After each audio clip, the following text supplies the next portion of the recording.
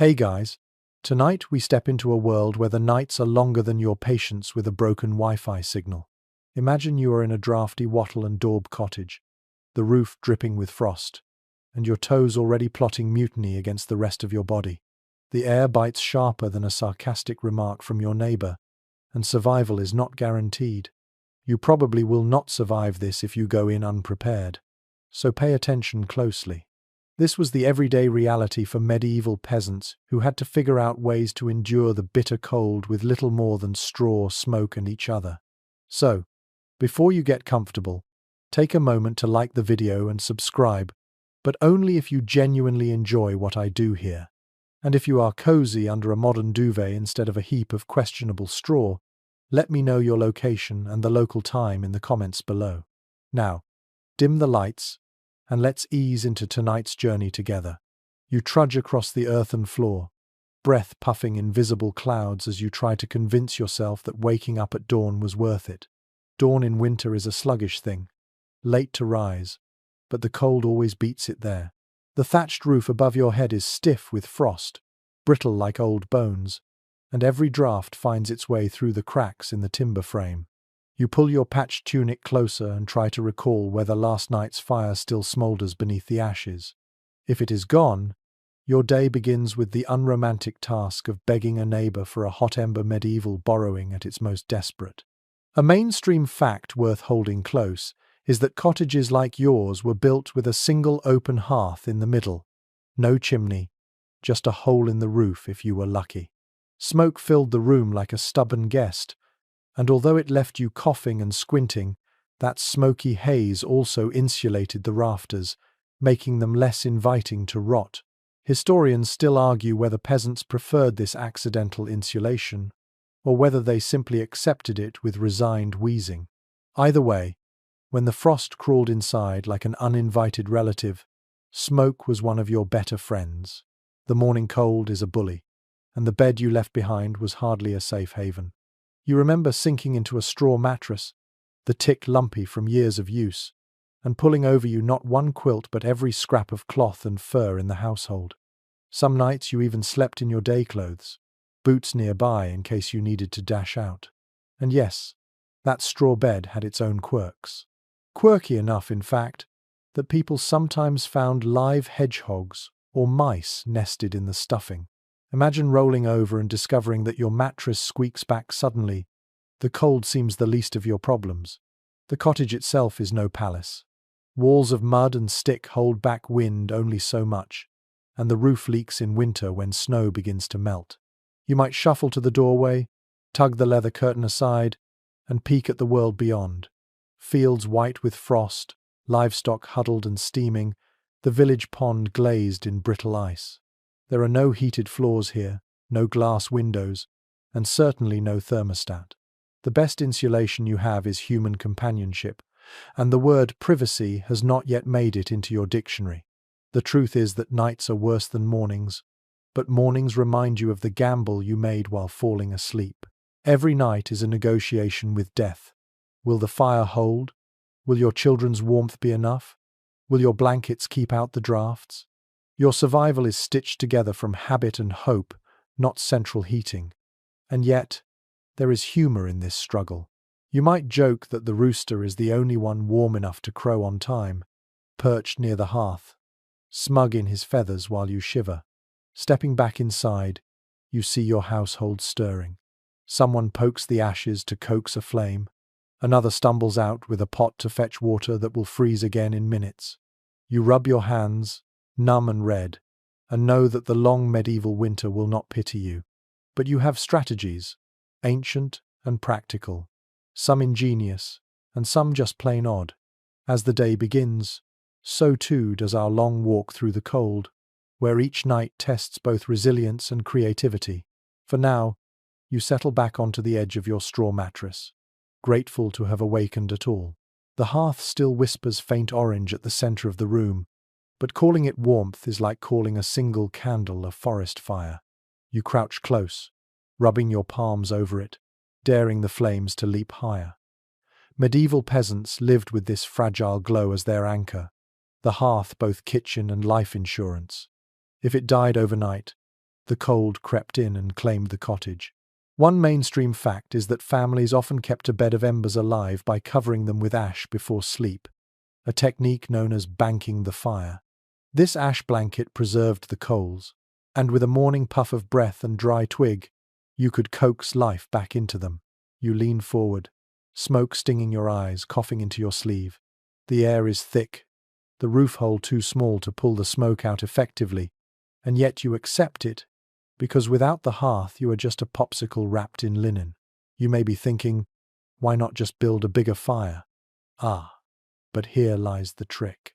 Too much flame devours the firewood that takes hours to gather, and if you are careless, sparks might catch the thatch roof, your warm bed quickly becoming an unplanned bonfire. Historians still argue whether peasants were more afraid of frostbite or fire, both equally capable of erasing an entire household overnight. The quirky truth is that the hearth was not only for fire, but for company. Many cottages had only one main room, so families circled the hearth at night, not just for warmth, but for storytelling. Imagine sitting shoulder to shoulder, someone muttering a prayer, another recounting the tale of a saint who cured frostbitten toes, while the children giggle at a story about a mischievous fox who stole bread. In a way, the hearth was the original medieval podcast, complete with entertainment, debates, and an occasional heckler who fell asleep mid-story. As night deepened, the hearth shaped how everyone positioned themselves for sleep. The oldest might lie closest to the embers, bones aching and skin thin as parchment, while younger bodies were pushed to the cold edges. The fire became an invisible social map of your family's hierarchy. Proximity equaled importance. And of course, someone was always on ember duty, assigned to stir the coals when they began to fade. This might fall on a restless child who could not stay asleep, or on you, if fate decided you looked particularly awake. You might roll over in the straw, listening to the crackling wood and feeling grateful that at least something stood between you and the night's icy teeth. Still, the hearth is no miracle. Its circle of warmth is tiny, fading quickly as you move further into the room. The opposite wall might be frosted inside, your breath condensing as you exhale. Yet you cling to that faint glow as though it were the sun itself. Practical jokes occasionally circled the fire as well. Picture someone slipping a damp log into the flames just to smoke everyone out. The family coughs, eyes watering, the room filling with choking grey, and the culprit chuckles until they too are forced outside into the night chill. In such moments, warmth becomes communal shared misery, shared laughter, and shared survival. By dawn, the hearth has shrunk to a stubborn pile of glowing cinders. You, bleary-eyed, lean over with a bellows or a breath, coaxing sparks upward. The fire catches again, tiny but alive, and you feel a rush of relief. The day can begin, and tonight you will repeat the ritual, banking the embers and praying they hold until morning. Survival, after all, is a rhythm. Inhale smoke, exhale gratitude, and hope the thatch does not ignite while you sleep. You shuffle back from the hearth, coughing the smoke out of your lungs, and turn toward the bed, or rather, the heap of straw and blankets that pretends to be one. It is not just yours. It belongs to everyone. Medieval peasants learned quickly that the fastest way to beat the cold was to pile together like puppies, sharing body heat whether you liked it or not. Privacy was as rare as a hot bath in January, which means if you dreamed of sprawling alone in a feather bed, you should probably wake up because it was only a dream. A mainstream fact here is that entire families commonly shared a single bed, not only out of poverty, but for sheer survival. Parents, children, and sometimes extended kin pressed close, wrapped in wool or furs, creating what we might cheekily call a family burrito. This was practical warmth, not sentimentality. Yet historians still argue whether families considered this closeness a burden or simply accepted it as the normal rhythm of life. There are scattered records suggesting both irritation and affection, like a diary entry where someone complained that their cousin kicked them all night but still admitted it was preferable to shivering alone. The quirky side of this arrangement is how chaotic it could be. Imagine waking in the night because someone rolled over and stole the blanket, or because a toddler decided your stomach was a better pillow than the straw. Snores, sneezes, and sleep mutterings filled the room, a kind of midnight orchestra that no one asked to conduct. If you thought bunking with siblings was rough, try doing it in a drafty hut while frost creeps across your toes. The body heat system had its own unwritten rules. The youngest often slept between parents, tucked safely and warmly, while older children were shoved to the edges like sacrificial lambs to the chill. Grandparents, frail and brittle, were sometimes placed near the middle too, shielded by younger bodies on both sides. The resulting tangle of limbs might look like a medieval puzzle, one only solved at dawn when everyone clambered out in some order resembling a miracle. Of course, there were awkward moments. Couples craving a shred of intimacy had to manage it beneath a heap of snoring relatives. You can picture a whispered joke, a stolen kiss under a blanket, only to be interrupted by a child loudly asking why the bed was shaking. Humor softened the edges of discomfort, and sometimes the absurdity of the situation itself kept spirits warmer than the furs. The fire in the hearth and the press of bodies formed a survival strategy, a partnership against the cold. Without them, frostbite and sickness could claim a family in the dead of night. Still, you might envy nobles who stretched out on feather mattresses behind thick curtains while you fought for blanket space against your cousin's elbows. In the silence between snores, you notice the sound of the wind pushing against the walls, the whistle of cold air sneaking through every gap. You tuck yourself closer to the group, your ear pressed against another's back, the smell of sweat and smoke filling your nose. It is not glamorous, it is not clean, but it is survival. And by morning, when you all stumble out of bed with hair tangled and faces pale, you know the huddle worked. You are still alive. As you blink through the smoky haze, a new sound joins the chorus of coughs and snores. The low grunt of a cow shifting its weight, the flutter of wings as chickens stir, the soft bleat of a goat testing its lungs before sunrise. You are not alone in this cottage, and you never were. Medieval peasants, ever resourceful, invited their animals to share the night shelter, and in return received warmth, companionship, and occasionally a rude wake-up call at 3 a.m.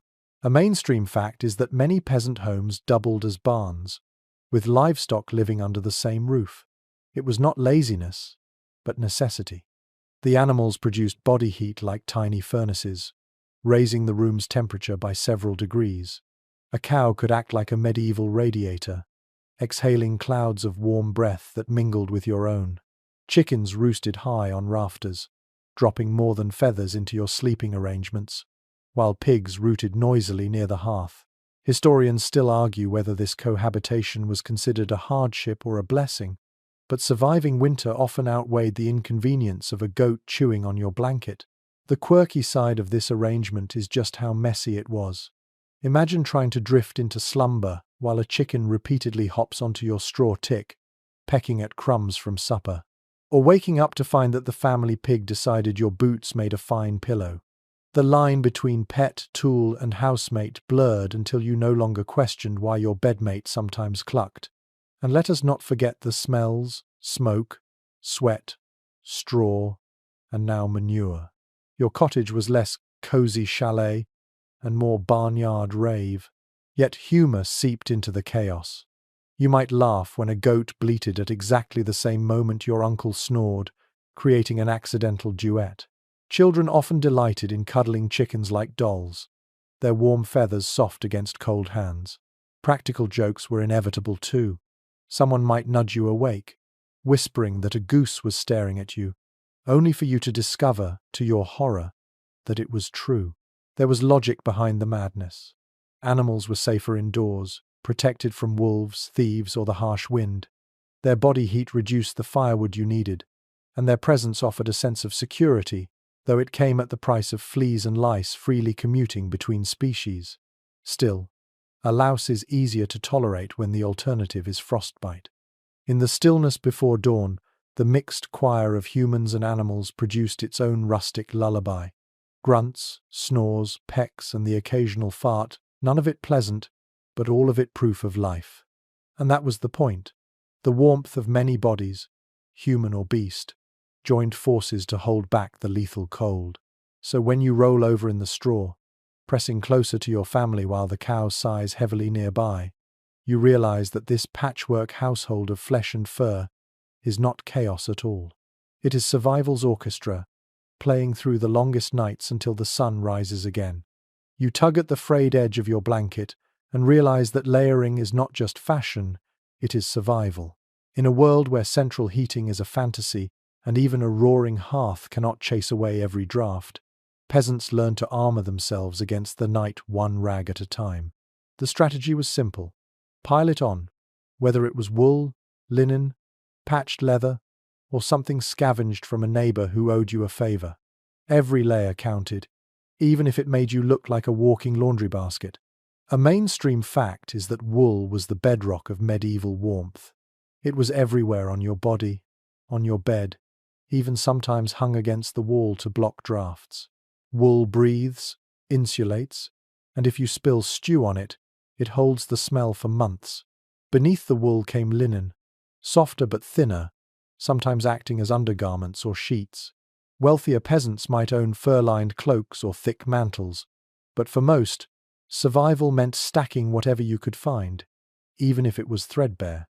Historians still argue whether peasants truly had wardrobes that changed with the seasons, or whether most simply wore the same patched garments year-round until they rotted off their backs. The quirky truth is how inventive layering could get. Imagine wrapping old sacks around your feet as makeshift socks, or tying scraps of cloth around your hands because gloves were rare luxuries. Some records suggest that children were even bundled in strips of cloth like tiny winter burritos, less for comfort than to keep them immobile and warm through the night. And yes, it looked as ridiculous as it sounds. There was also the art of bed layering. You might spread a linen sheet over the straw tick, then throw on a rough wool blanket, a fur if you were lucky, and finally any cloak or mantle lying around. Sometimes you even piled on damp laundry, simply because an extra layer of anything was better than nothing. The result was a bed that smelled like wet sheep, but trapped just enough heat to keep your teeth from chattering. Practical jokes occasionally crept into this system.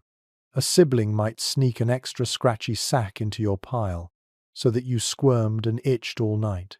Or someone might steal your outer layer, leaving you to discover in the middle of the night that your fortress of warmth had been reduced to a single blanket. Survival and humor walked hand in hand, because without laughter, the cold might win. Layering also dictated mobility. The more you wore, the less you could move.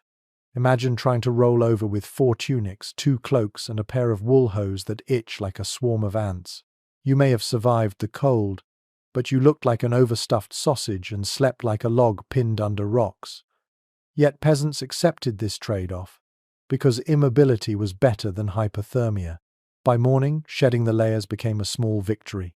You peeled back wool, linen, and furs, stretching your arms with relief, though the cold air quickly punished your foolishness. The cycle repeated: pile on by night, strip back by day, all while praying your clothes would hold together for one more season. As you pull the blanket tighter around yourself, you realize that every patch, every rag, every scrap of cloth stitched into your bedding carries a story: an old tunic repurposed, a cloak inherited, a linen sheet dyed from summer plants. Your bed is less a fashion statement and more a medieval scrapbook of survival, held together by thread, need, and a refusal to freeze. You shift your weight and feel the uneven crunch beneath you, the unmistakable texture of straw. This is not a plush mattress with memory foam and springs. It is a sack filled with dried plant stalks that poke you in the ribs and rustle like restless mice every time you turn. Medieval peasants called it a straw tick, and while it offered insulation from the freezing ground, it was more of a truce with nature than a luxury. You are thankful it lifts you a few inches off the icy floor, but you also know the trade-offs: itchiness, uneven lumps, and a few unwelcome roommates hiding inside. A mainstream fact is that straw mattresses were common in peasant homes, sometimes stuffed with straw, hay, reeds, or even moss depending on what grew nearby. These were called ticks, because the material was sewn into a large bag or case. which looked suspiciously like a sack too tired to be anything else. Unlike feather beds enjoyed by the wealthy, straw ticks had to be regularly shaken and refilled, since the material flattened into a dense mat after a few weeks. Historians still argue whether peasants changed the stuffing seasonally, using fresh straw after harvest in autumn, or simply endured the flattened, dusty interior until it became intolerable. The quirky reality of straw bedding is that it often attracted animals. Mice, fleas, and lice happily set up camp inside your mattress, treating your nighttime snores as a soundtrack to their feasting. You might wake to scratching sounds beneath you or the sharp nip of a flea bite, cursing at the mattress but unwilling to give it up. There are even scattered stories of hedgehogs curling inside, which sounds charming until you roll over and discover just how pointy a hedgehog really is. The straw mattress created a peculiar soundtrack. Every turn, every shuffle, every time you tugged at the blanket, the straw crunched like someone stepping on autumn leaves. Privacy was non-existent. If you tossed and turned, the whole household knew it. Children sometimes played pranks by hiding small stones or twigs in the straw, leaving you to wonder why your bed suddenly felt like a medieval torture device. Still, the straw mattress offered undeniable warmth. The insulation kept you off the cold floor, reducing the risk of chills creeping into your bones. Families layered sheets or wool blankets on top to make it tolerable, though these covers rarely masked the musty smell of dried plants. You might inhale deeply and catch a whiff of last summer's harvest lingering in your pillow, an accidental reminder of warmer days. Cleaning a straw tick was an ordeal. Emptying and refilling it meant hauling fresh straw, shaking out dust, and stitching the seams again. For this reason, peasants often postponed the task until the mattress practically screamed for renewal. The result? Nights filled with sneezes, coughs, and more than a few sarcastic comments about how cozy the lord's feather bed must feel in his manor house. And yet, the straw mattress was more than a place to collapse. It was a communal hub, a cushion for storytelling, laughter, or whispered complaints about chores. You might lie there, itchy but warm, listening to your family trade jokes in the darkness, the straw crunching beneath you like applause. It was imperfect, itchy, and noisy, but it was survival. So you roll over once more, straw crackling like firewood under your weight, and tug the blanket closer. The night is long, the cold is sharper than your patience, but at least you have a mattress that stands between you and the frozen earth. And if it squeaks, scratches, or wriggles back now and then, well, that is the medieval version of adjustable bedding. You curl deeper into your cocoon and feel the weight of fur pressing down, heavy but reassuring. Cloth and straw may blunt the cold, but nothing quite compares to the thick, insulating embrace of animal hides. Medieval peasants treated fur and hide like treasure, not for glamour but for survival. If you had sheep, their wool might clothe you, but their sheepskins became blankets. If a deer wandered into your village's luck and ended up roasted, its hide was stretched, cured, and eventually laid across a bed to trap the body heat of everyone beneath it. A mainstream fact is that pelts were among the most valuable commodities in medieval Europe. Peasants rarely traded them away unless desperate, because keeping one meant shaving degrees off the nightly frost. Furs from sheep, goats, rabbits, and even dogs were pressed into service, sometimes crudely stitched together into patchwork covers. Nobles draped themselves in sable and ermine, but peasants knew that a simple sheepskin could mean the difference between waking up shivering and not waking up at all.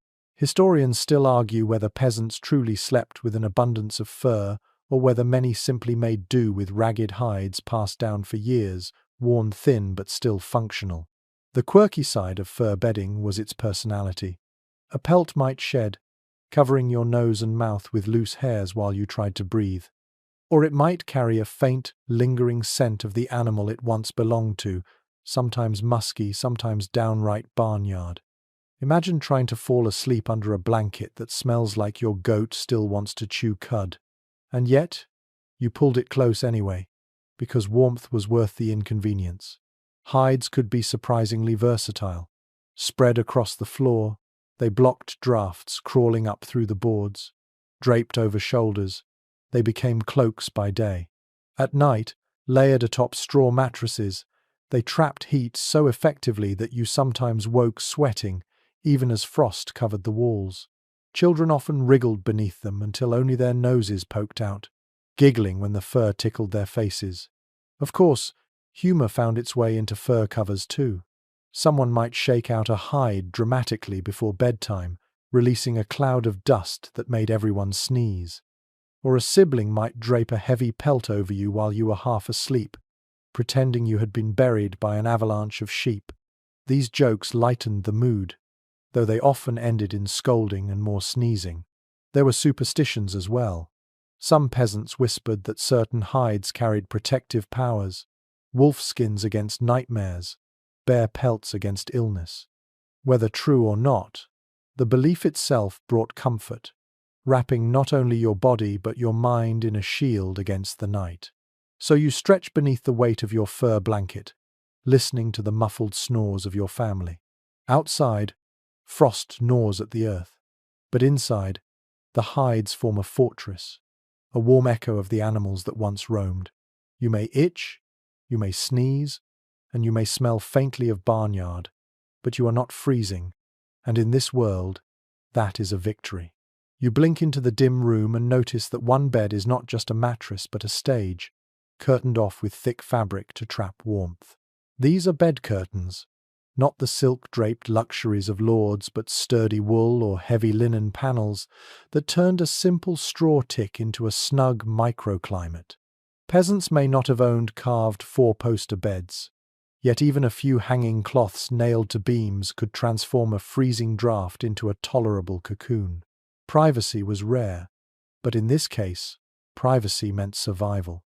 A mainstream fact is that canopy beds with curtains became widespread in medieval Europe, partly because of insulation. Wealthy households perfected the craft, but even humble cottages sometimes imitated the principle by hanging rough cloth around sleeping spaces. By blocking the draught, these makeshift barriers kept the heat of bodies trapped within a small enclosure. Historians still argue whether peasants used curtains mainly for warmth, or whether they also valued the illusion of seclusion in an otherwise communal sleeping arrangement. The evidence suggests both, because when you live with goats, children, and grandparents all in the same room, a curtain feels like a miracle. The quirky side of curtains was how creative peasants became with them. You might stretch an old cloak across sticks to form a makeshift canopy, or repurpose a wagon cover as bed drapery. Children sometimes built curtain forts around themselves, giggling as they pretended to be royalty. And if you lacked proper cloth, you used what you had: patched linen, stitched together rags, or even the hide of an old ox. Survival cared little for elegance. Curtains also altered the sounds of night. Inside, the world was muffled. Snores from your uncle turned into distant hums, and the rustling of chickens outside the curtain faded into background noise. The darkness inside felt deeper, safer, and when you breathed into the cloth, the air warmed slightly, fogging the threads. For a brief moment, you could imagine that the cold world outside had been banished. Yet there were problems. Fabric hung too close to the hearth, sometimes caught sparks, turning a cozy nook into a hazard. Curtains also trapped smells, sweat, smoke, even the sour tang of ale-heavy breath. Imagine being sealed inside a wool tent with 3 other bodies, and realizing that warmth came at the price of breathing the same recycled air. Still, most peasants gladly accepted the trade, because frozen lungs were worse. Humor found its place even here. Children sometimes peeked through curtains at sleeping parents, making ghost noises until scolded. Couples occasionally cherished the illusion of privacy behind drapery, though everyone in the room still heard the giggles. And pranks were inevitable. Someone might yank the curtain open suddenly, shouting, "Fire!" just to watch the startled faces within. In long winters, mischief kept spirits alive as much as warmth did. Bed curtains also became symbolic in stories and folk tales. Tales described heroes who slept hidden behind curtains, safe from spirits that prowled the room. Some whispered that evil could not cross cloth barriers, as if fabric itself carried protective magic. Whether or not it worked, believing in it softened the terror of howling winds and creaking rafters at midnight. Practical uses extended beyond sleep. During illness, a curtained bed allowed the sick to stay warmer, and the fabric muffled coughs that might otherwise disturb the entire room. When infants slept, curtains shielded them from drafts that could be fatal. Even in poverty, people understood that a barrier of cloth could mean life or death. As you nestle inside such a curtained space, you notice the difference immediately. The wind that once gnawed your toes now hisses harmlessly outside the fabric. The fire's glow flickers faintly against the cloth, turning it into a glowing wall. You curl under your blanket, whispering to yourself that for tonight, this small square of space belongs to you alone. In a world where survival is shared, the curtain gives you a fleeting illusion of solitude. By morning, the curtain reeks of smoke and needs shaking out, but you emerge alive, your body spared from the worst of the frost. You glance around and see others crawling from their own makeshift enclosures, hair wild, eyes bleary. Curtains or not, everyone endured another night. And when the next sunset falls, you will return again to this tiny cocoon, drawing the cloth close and pretending the cold world no longer exists. You shiver as the night deepens, and your nose begins to ache like it has been dipped in ice water. The rest of your body is bundled in layers, but your extremities, fingers, toes, and especially that vulnerable nose become the battlegrounds of winter. To fight back, medieval folk turned to an assortment of clothing tricks, creating what looked less like sleepwear and more like survival gear. Caps, mittens, and scarves were essential, even in bed. Imagine dozing off while dressed as if you were about to storm the outdoors because, in truth, the indoors was not much better. It's well recorded that knitted nightcaps became commonplace during the Middle Ages, not just for warmth, but because heat escapes so easily through the head. Paintings, manuscripts, and even household inventories list these caps. Sometimes simple linen, sometimes wool. They weren't fashion statements, they were lifelines. Gloves or strips of cloth wound around the hands did the same for fingers, which otherwise risked frostbite on the coldest nights. Scholars remain divided on whether such items were widespread among peasants or primarily borrowed ideas from wealthier households, but the logic was universal: cover everything you can. One rather odd detail emerges from peasant anecdotes. People sometimes wrapped scarves or cloths not only around their heads but across their faces, leaving only slits for breathing. This meant they awoke with condensation freezing along the fabric near their mouths, a crusty frost halo of sorts. Children teased one another by pretending to be frozen ghosts when the cloth stiffened with ice. It was ridiculous, itchy, and a little claustrophobic, but far better than losing your nose to the night air. The fashion of bundling led to absurd visuals. Families tucked into bed resembled cocooned caterpillars, with only muffled voices and the occasional complaint escaping the fabric walls. You might poke your head out in the dark, only for your sibling to shriek at the sight of what looked like a faceless creature beside them. Even in hardship, laughter crept in, the silliness of bundled bodies lightening the oppressive cold. Practical ingenuity also flourished. Old hose were repurposed as makeshift gloves, scraps of sheepskin tied around ankles to ward off drafts, and padded cloths stuffed with straw wrapped around feet to act as early slippers. Surviving records show that monks in northern Europe even slept in their cowls, the hoods pulled tight around their faces, muttering prayers through layers of cloth. Whether sacred or secular, everyone understood that warmth was a negotiation with the elements. But there was a downside. Too much covering risked suffocation or at least discomfort. Scarves slipped, wrapping too tightly. Gloves made it difficult to grasp anything in the dark. And the dreaded nightcap? Itched, slipped off, or made you sweat until you tore it away in frustration. No wonder some woke up cranky, their tempers as frayed as their woolens. Researchers continue to puzzle over whether people valued comfort at all, or whether survival was so dominant a concern that irritation simply did not matter. Still, there's something tender in the memory of a child curled beneath a blanket, nose peeking out from under a wool cap, whispering a sleepy prayer before drifting away. You too pull your cap tighter, draw the scarf closer, and wiggle your mittened fingers. You are ridiculous. You are swaddled like a winter onion, and you are still alive. That is enough. The warmth of the hearth and the cocoon of furs may keep your body alive, but nothing spares your ears from the nightly performance. Sleep in a medieval cottage is never quiet. When families, neighbors, and livestock huddle together, the result is a symphony of snores, coughs, muttered dreams, and the occasional fart that erupts like an unexpected trumpet. You lie there, somewhere between laughter and despair, realizing that the cold may numb your skin but the noise gnaws at your patience. Surviving records show that communal sleeping was considered entirely normal. Silence was not. Travelers who visited villages often wrote in disbelief about the racket that filled the night. Some chroniclers joked that they were less likely to be kept awake by wolves outside than by humans inside. Still, the constant din had one hidden benefit. Noise meant life. A house buzzing with snores and shifting bodies reassured you that everyone was still breathing through the long dark. One curious footnote from peasant lore is the art of snore commentary.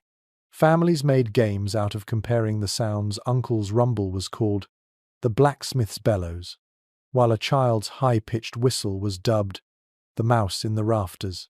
Humor softened irritation, and children often fell asleep giggling at the comparisons, only to join the orchestra themselves a moment later. There is ongoing debate about whether people grew accustomed to such constant interruptions or whether sleep deprivation was simply tolerated. Some argue that fragmented rest contributed to the pattern of first sleep and second sleep, where people naturally woke in the night, chatted, or prayed before drifting off again. Others insist that noise was shrugged off like another winter burden, annoying but unavoidable. The chaos extended beyond snoring.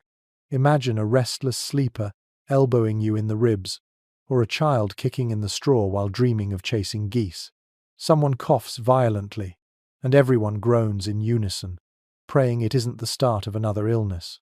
The pig in the corner decides to grunt in rhythm with your father's snores, and for a moment the absurdity makes you laugh, though your ribs still ache from the elbow. Pranks occasionally spiced up the nocturnal orchestra. Children mimicked snores on purpose, exaggerating the sounds until an adult swatted them with a blanket. Or someone let out a dramatic fake snore to mask a different bodily noise, which only made the whole room giggle louder. Even in exhaustion, humor slipped under the covers, because laughter was its own kind of warmth. You press your hands over your ears, then give up, pulling the blanket tighter around your head. The noise will not stop. Instead, you allow it to become background music, a bizarre lullaby of human survival. The wheezes, coughs, and mutters blend with the crackle of the hearth and the shifting of animals, forming an orchestra of endurance. In time, your breathing joins theirs, another instrument in the rustic chorus. Morning arrives not with silence, but with a change in pitch. Snores replaced by yawns, coughs replaced by chatter, and the shuffling of bodies rising from the straw. You blink, half amused, half exhausted, but still alive. And in the Middle Ages, that was victory enough. Even if your dreams came scored with the soundtrack of a barnyard opera, you draw the covers tighter and whisper a few words into the darkness, not because they guarantee warmth, but because they promise comfort. Faith and superstition walk side by side in the cold, and before surrendering to sleep, many peasants murmured charms, blessings, or simple prayers. When you live in a cottage where frost creeps through cracks and illness hovers with every cough, you cling to anything that might tilt fortune in your favor. It was generally accepted that nightly prayer was as much a survival tactic as feeding the fire. The Lord's Prayer, spoken in Latin if learned, or in rustic dialect if not, became the final breath before sleep. Families often crossed themselves or made the sign of the cross on their children's foreheads, hoping divine protection would guard against both frostbite and evil spirits. In a world without antibiotics or central heating, faith was the blanket you could never quite wash but always needed. One amusing side note is that peasants sometimes placed protective objects in the bed itself. A sprig of holly, thought to repel witches, a carved charm tucked under the straw, or even a piece of iron, since it was believed to frighten away restless spirits. Imagine lying down and realizing your pillow is slightly lumpy because someone hid a horseshoe beneath it, convinced that the cold might be more than just weather. It could be something supernatural lurking at the threshold. Scholars remain divided on how much of this was earnest faith and how much was playful tradition. Some argue peasants believed wholeheartedly in protective magic. Others suggest these gestures were more cultural habits, comfort through repetition rather than genuine fear of demons. The debate lingers, but what is clear is that words and rituals filled the void where physical protection ended. The darkness made everything feel larger. Wind against the walls sounded like footsteps, and shadows cast by the dwindling fire looked like figures crouching in corners. Children huddled closer when the stories of restless souls or frost demons were whispered. Parents reassured them by reciting blessings, transforming fear into ritual. Even if the night brought only drafts and rodents, the mind conjured threats greater than the cold itself. Laughter sometimes followed these rituals. A child might parrot a prayer with exaggerated solemnity, prompting giggles, or someone might pretend to ward off a snow witch by tossing straw dramatically into the air. These playful twists softened the seriousness, turning dread into amusement and giving everyone a lighter heart before drifting off. Yet beneath the jokes lay truth. When the night pressed hard, people sought more than blankets and embers.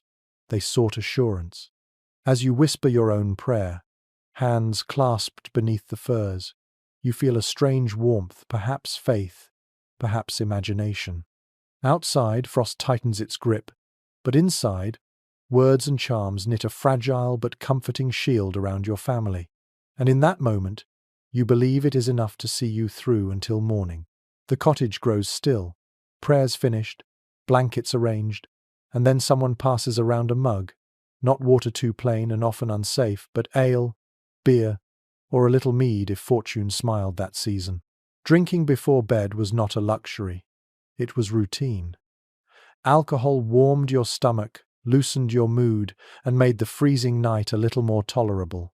You sip, feeling the heat spread slowly outward, and for a moment you almost forget the icy air creeping through the walls. Contemporary accounts note that weak ale was consumed daily by peasants, including children, because it was safer than untreated water.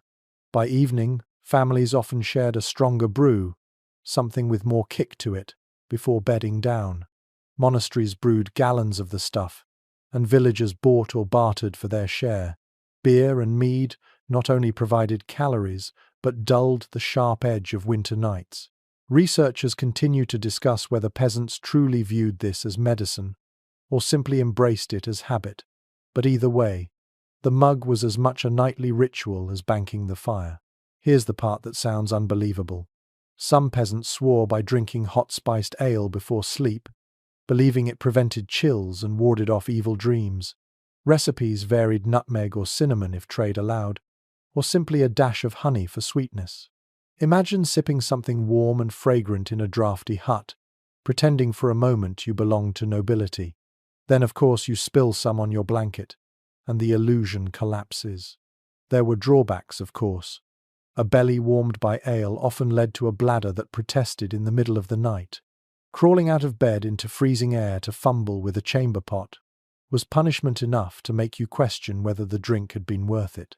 Children sometimes teased their elders for making so many night trips, while the elders grumbled that at least the ale helped them fall asleep in the first place. The social side of evening drink was just as important. Families huddled together, mugs passed around, laughter softening the long stretch of darkness. Stories flowed more freely after a sip or two. Songs rose, and even complaints about the cold seemed funnier under the influence. Chroniclers describe how singing by the hearth often accompanied the last drink of the day, the voices rising until someone scolded them for keeping the animals awake. Debates linger about whether peasants drank themselves into frequent stupors or whether moderation was the norm. Some scholars argue that alcohol's role was exaggerated, pointing out that supplies were limited and expensive. Others insist that for villages near monasteries or with fertile brewing land, ale was as abundant as bread. The truth may lie somewhere between, dependence varied by place and circumstance, but the image of a peasant sipping before sleep is no exaggeration. Humor always surfaced too. One story tells of a villager who fell asleep still holding his mug, only to wake drenched when it tipped into his lap.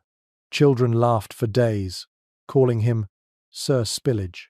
Another time, someone spiced their ale with too much garlic, and the whole family coughed through the night, convinced demons had invaded the room. These mishaps became entertainment, woven into the rhythm of village chatter. You sip again, imagining the warmth spreading to your fingers, and feel drowsiness tugging at you. The room smells of smoke, malt and wool. Around you, voices grow quieter, mugs empty, and someone finally sets the jug aside. The fire crackles, the furs weigh heavy, and though you know the night will still be long, at least for now, your belly is full, your throat is warm, and laughter has chased away the frost's grip. Sleep comes easier with a little ale, even if it means an unwelcome midnight stumble toward the chamber pot. You pull the fur higher over your shoulders and feel something small and solid beneath the straw. Not a stone, not a twig, something sharper, colder. Your hand closes around it, and you realize it is the dagger you tucked there before crawling into bed. Odd as it sounds to modern ears, sleeping with weapons was not a habit of hot-headed warriors alone. Ordinary peasants often kept blades close at night. In a world without locks, alarms, or neighborhood watch patrols, a knife under the straw was both comfort and necessity. Chroniclers of the time noted that even the poorest households usually had at least one blade, whether a long hunting knife, a short dagger, or simply a sharpened farm tool. These were tools first used for cutting meat, mending harnesses, or shaping wood, but at night they doubled as protection. Villagers feared thieves, wild animals, and sometimes even desperate neighbors. Researchers continue to debate whether peasants genuinely expected nightly danger or whether the practice was more about psychological reassurance, but the presence of weapons in bedding is difficult to deny. One curious account tells of a woman who kept her husband's scythe propped beside the bed, muttering that no thief would dare steal from a farmer sleeping next to his harvest blade. Another tale describes a boy who clutched a wooden club every night until he accidentally rolled onto it, earning bruises that became the joke of the village. Strange as these stories sound, they highlight how intertwined survival and humor could be. The downsides were real. Imagine stretching in the dark and nicking your hand on a knife's edge, or a child kicking in their sleep and nearly impaling themselves on the family's guardian blade. Some villagers tried to dull the danger by wrapping weapons in cloth or keeping them in sheaths, though many still insisted on touching the hilt before falling asleep, as if the feel alone guaranteed safety. There is ongoing debate about whether this practice made villages safer or simply heightened paranoia. Some argue that weapons in beds created more accidents than defenses. Others claim they deterred real threats. The truth likely shifted from place to place. In regions plagued by raiders or wolves, steel beside the straw may have been as essential as a blanket. In quieter villages, it was perhaps more a ritual, like locking a modern door even when crime is rare. Still, weapons carried symbolism beyond practicality. For some, the knife represented readiness, the refusal to be helpless even in sleep. For others, it was an inheritance, a father's blade passed down, a reminder of family duty resting literally at your side. Children often treated such items with awe, whispering tales of the magic dagger that kept frost demons at bay.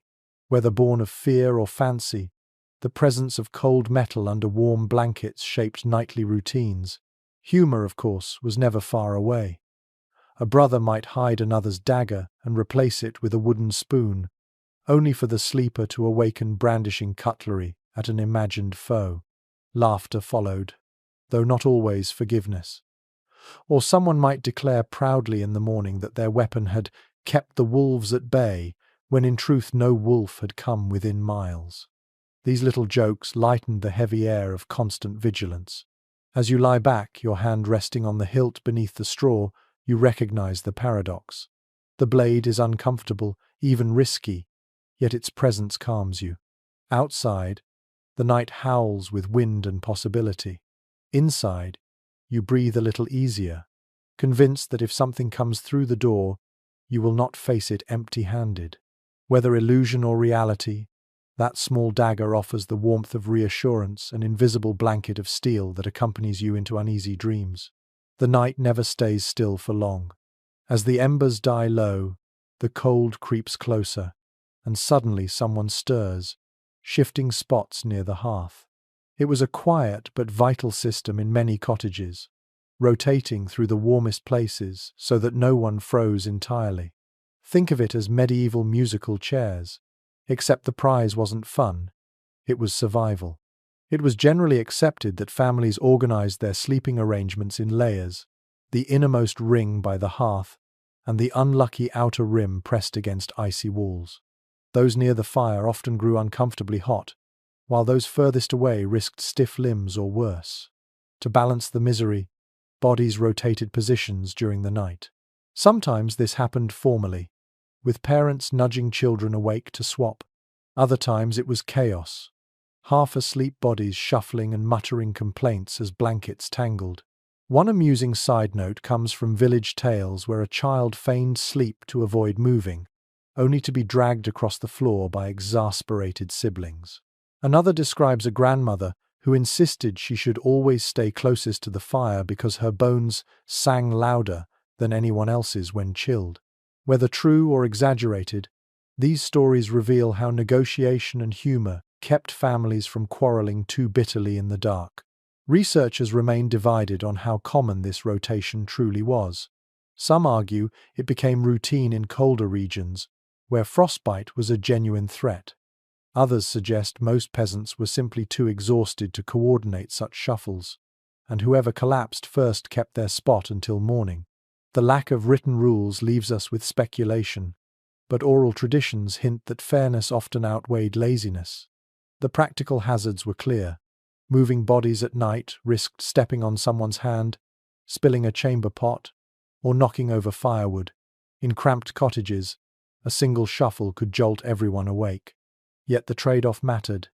No one wanted to be the one whose nose turned blue because they spent the entire night by the drafty door. Children often turned the process into a game. They whispered challenges, bet you can't stay near the fire all night without sweating, and laughed when their brother woke, drenched and panting, begging for a cooler spot. Adults sometimes teased each other too, boasting in the morning that they had braved the cold side of the room as if it were a badge of honor. Rotation also reflected hierarchy. Elders and infants were spared the colder spots, while able-bodied teens bore the brunt of drafts. Some families placed sick members near the fire, though this created tension if the ill person coughed through the night, spreading disease to those around them. Balance between care and caution shaped decisions, proving that even in sleep, medieval life was a constant negotiation. There were nights when the system failed. A storm might roar, chilling the entire cottage, leaving even those by the fire trembling. In such cases, rotation offered no relief. Everyone huddled close, praying dawn would come quickly. Yet the habit endured, a ritual that symbolized fairness as much as practicality. So you find yourself nudged awake, grumbling as you trade your warm hearthside spot for the icy edge of the straw tick. Your toes curl in protest, your breath fogs instantly, but you remind yourself that soon enough the shuffle will turn again. In this endless dance between fire and frost, fairness is the only comfort left. You have barely resettled into your new, colder corner when a different discomfort creeps in, not the draft this time, but the sudden urge to relieve yourself. The medieval chamber pot dilemma begins. No matter how many layers you piled on, no matter how carefully you tucked the blankets, your bladder never cared about comfort. On freezing nights, the decision between leaving the bed or holding it until dawn felt like a gamble between misery and frostbite. Surviving descriptions from households reveal that nearly every family had some form of chamber pot or bucket, often tucked beneath the bed or in a corner near the hearth. They were usually simple clay or wooden vessels, sometimes just repurposed jugs. These pots were not glamorous, but they spared people from trudging outside to a frozen latrine or the hedgerow. Scholars remain divided on how frequently peasants actually used them during the night. Some insist they were indispensable, while others argue many preferred braving the outdoors rather than risk filling the cottage with odors. One curious anecdote tells of children competing to avoid being the one tasked with emptying the pot in the morning. The unlucky sibling would stumble into the cold dawn, pot in hand, praying not to spill a drop on their toes. Another tale describes a villager who misjudged his aim in the dark, earning the eternal nickname Puddlefoot. These stories, half embarrassing and half comical, remind us that even basic bodily functions carried their own social consequences. The problem, of course, wasn't just smell, it was logistics. Imagine fumbling half asleep across a crowded floor, trying not to trip over relatives or animals while clutching a pot. One wrong step and the consequences lingered long after dawn. Families developed quiet rules about who got to use it first, who had to clean it, and how close it could safely stay to the bedding. Arguments flared when boundaries were ignored, but necessity forced compromise. There is ongoing debate among historians about how peasants balanced hygiene and convenience.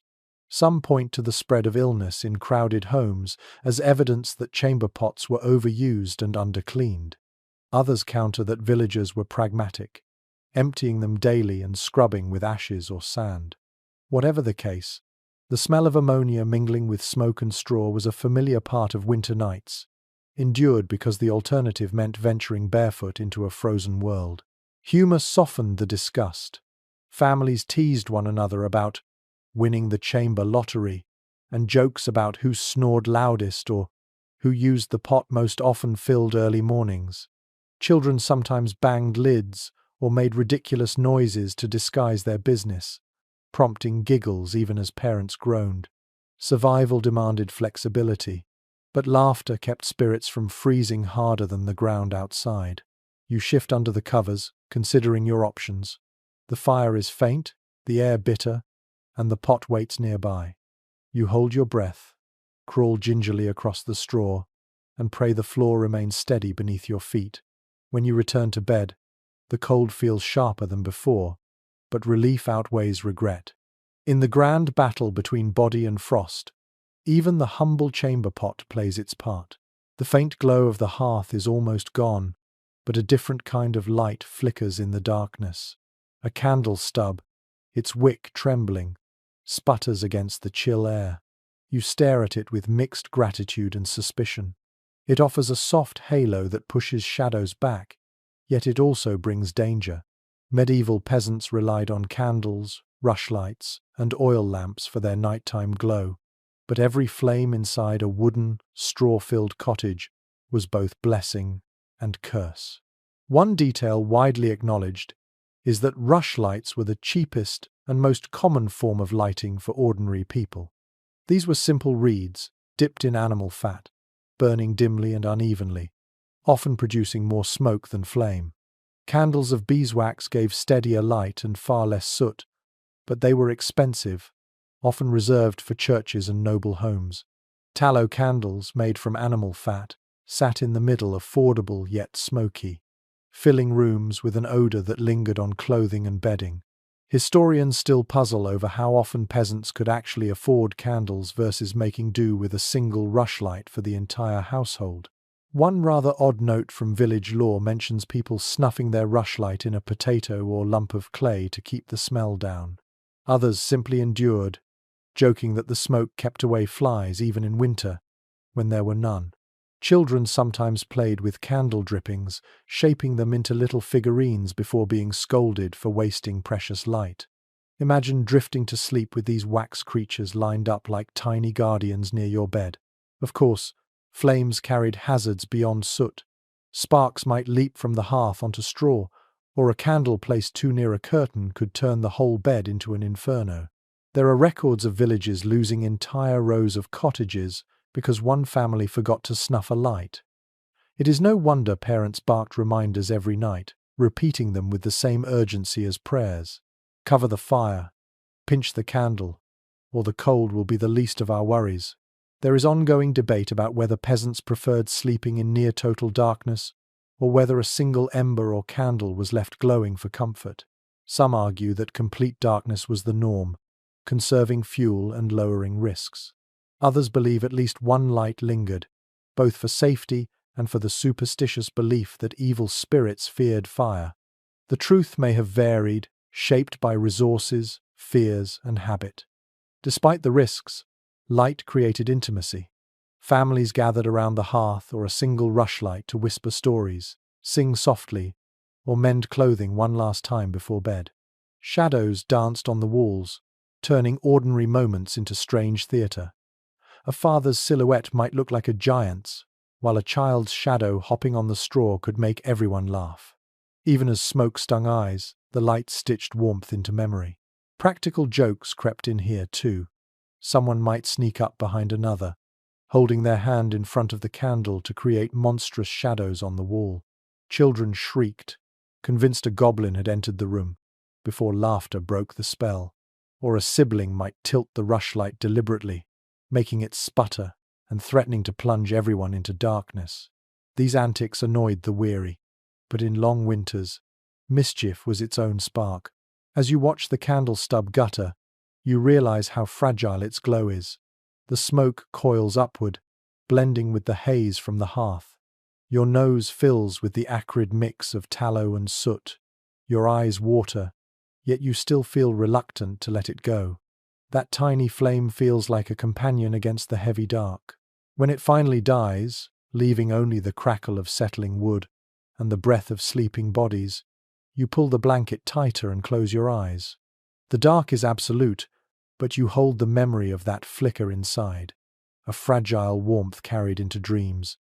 The darkness now is complete, and as you sink deeper into straw and furs, your mind begins to drift into that strange theatre of the subconscious. The cold does not just numb your body, it shapes your dreams. In medieval villages, sleep was not only about rest but also about navigating visions, omens, and nightmares that people often believed were influenced by the chill seeping into their bones. It was commonly believed that dreams carried meaning, sometimes divine, sometimes dangerous. Chroniclers recorded that sleeping in a cold draught could summon unsettling visions, demons creeping through the rafters, angels whispering warnings, or relatives long dead returning with cryptic advice. These beliefs were not dismissed as fancy. They were treated with seriousness. Villagers spoke of dreams by the fire the next morning, weighing them like weather signs. Researchers remain divided over whether dreams were truly seen as nightly prophecy or whether peasants simply found comfort in giving their restless minds a story to hold. A curious footnote comes from medieval medical theory. It was said that the foods you ate before bed influenced your dreams. Beans, for example, were thought to provoke disturbing visions, while honey could bring sweeter ones. Imagine your neighbor warning you that the odd nightmare about wolves devouring your shoes happened because you had too many beans with supper. Children laughed at such advice, but adults repeated it, passing along dietary dream prevention like a recipe. The cold itself created bizarre sensations.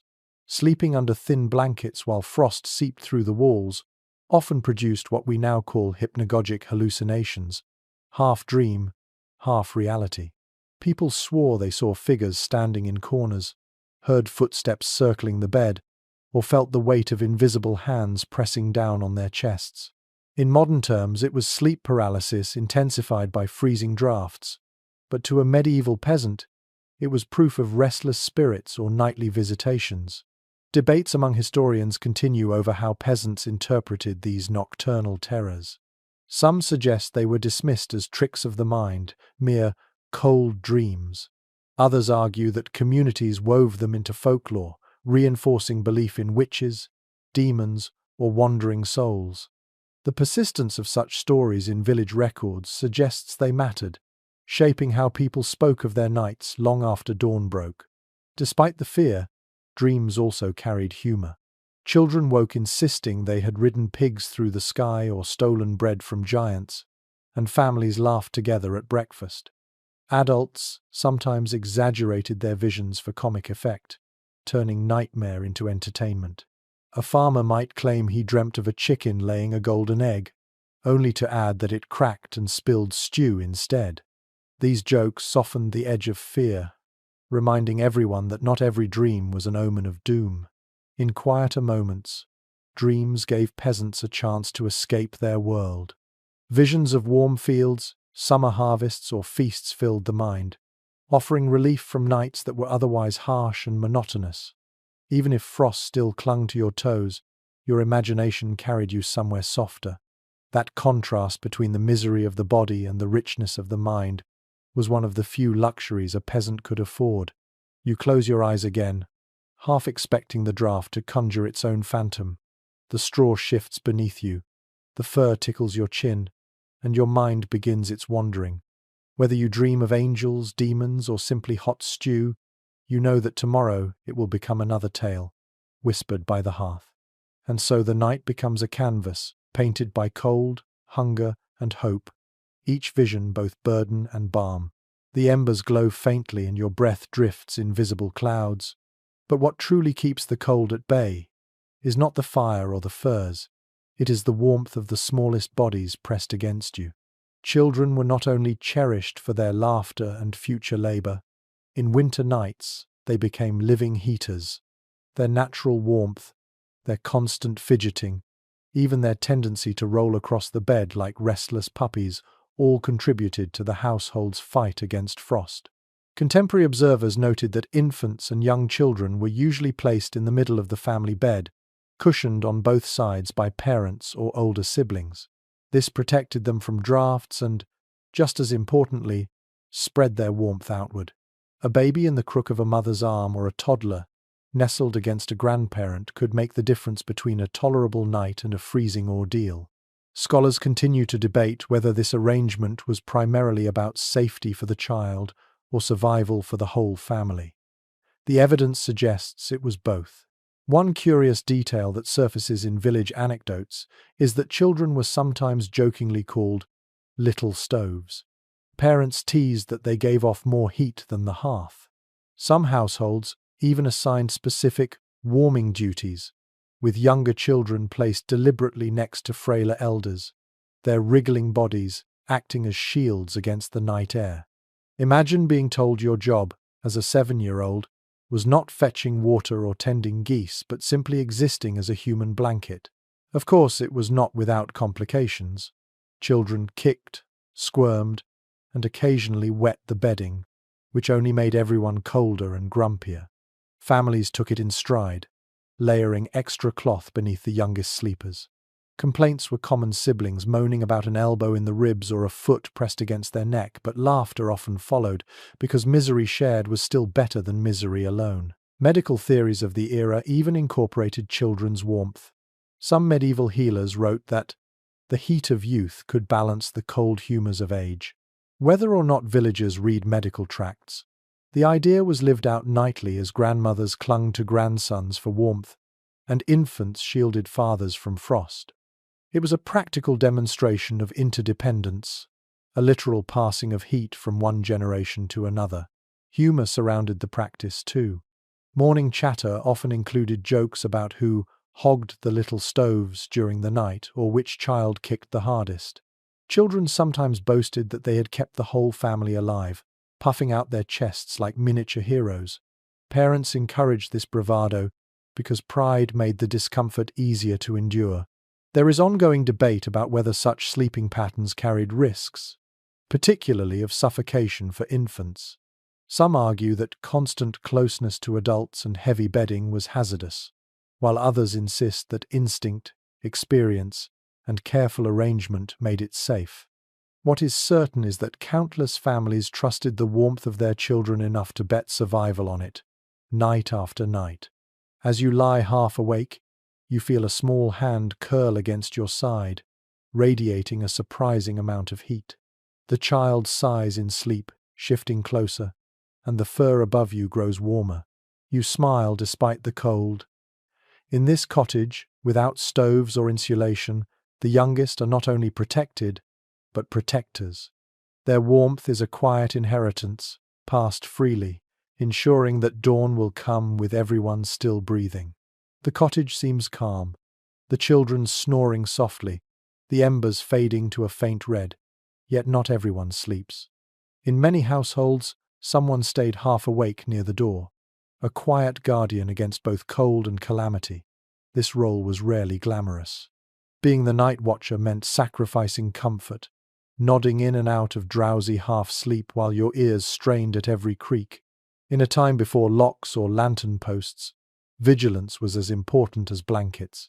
Written accounts from village chronicles mention families appointing one person to take turns sitting nearest the threshold during harsh winters. The door, little more than planks or a leather flap, was the weakest point of the house. Cold seeped in there first, and danger entered there too. Sometimes it was a thief looking for food or firewood, sometimes a wolf nosing at livestock, and sometimes just the unrelenting frost curling in with the wind. Scholars continue to disagree on how formal these watch duties were, whether peasants truly scheduled turns or if the lightest sleeper simply became the reluctant sentinel. A rather curious anecdote tells of one man who carved a notch in the doorframe for his stool, claiming he could lean there with his knife and nap without falling. His neighbors mocked him until he startled awake one night, just in time to chase off a dog raiding the cottage's meager supplies. From then on, his sleeping guard trick became village legend. Such stories blur the line between vigilance and comedy, proving survival often carried a sense of theatre. Being near the door had its drawbacks. The draught stung your skin, and each gust reminded you why everyone else fought for the bed's inner spots. You pulled your cloak tighter, held a stick or blade in hand, and told yourself that the next shadow was only the wind. Still, fear played tricks.